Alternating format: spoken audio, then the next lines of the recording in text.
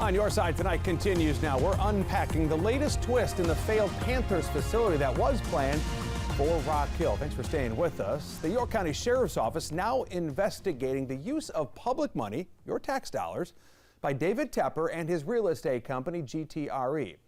Right now, investigators trying to determine if any laws were violated during the construction process. As you know, that facility was never completed. Let's walk you through how this all played out. GT Real Estate Holdings, LLC, was created by Tepper in September 2019 in anticipation of the Rock Hill headquarters project. Construction started in 2020. But in March of this year, it all stopped after GTRE said Rock Hill didn't issue the promised bonds. GTRE terminated its contract with the city, then filed for bankruptcy on June 1st. Well, in September, the WBTV Investigates team was the first to explain why the Rock Hill deal was likely doomed from the start. I want to show you a snippet of investigative reporter David Hodges' previous report. He walked us through how the Rock Hill bond deal just didn't make sense.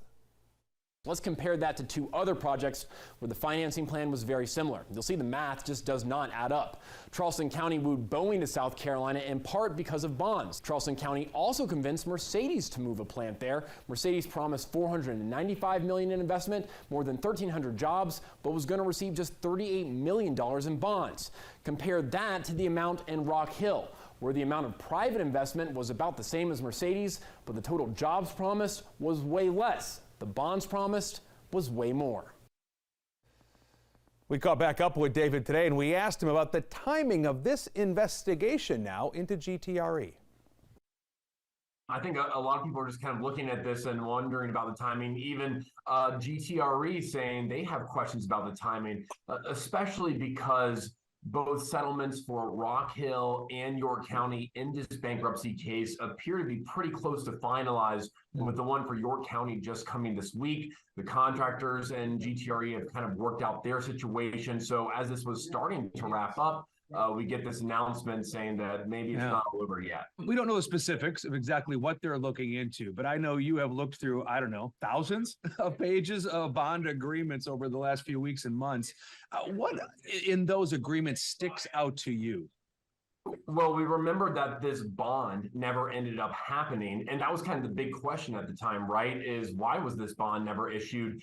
And the bond agreements, along with a complaint that was filed by Rock Hill, show that nobody was ever willing to actually back these bonds. So they wanted to borrow $225 million and then basically provide nothing as terms of collateral in return.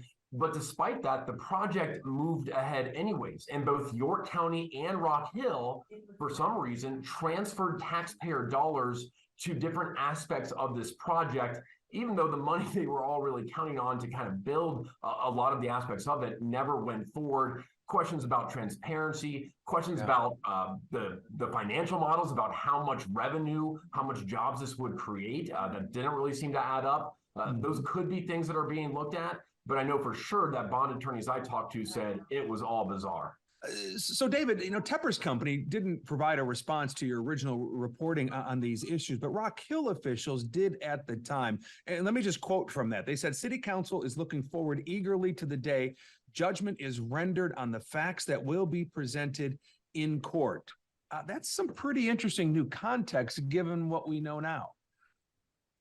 Definitely. I mean, I went back and looked in that, and at the time, the statement was more in reference to a complaint that they had filed related to the bankruptcy, but that accused GTRE of fraud and essentially bad faith business practices in this whole deal between the two parties. They said that, and at the time, it's kind of like, okay, well, we'll see, because a lot of these things do end up settled. And the question over transparency is really kind of key to this, because even in the original bond agreements, the way that it was all organized was to try and not have oversight from state authorities that are typically supposed to approve these things and make sure the agreement's good for taxpayers. Then you have the settlements that are coming from York County and Rock Hill. All of that is really about, we'll never find out everything that happened. Criminal complaint, depending on how this goes, really opens up to possibility of getting some more answers.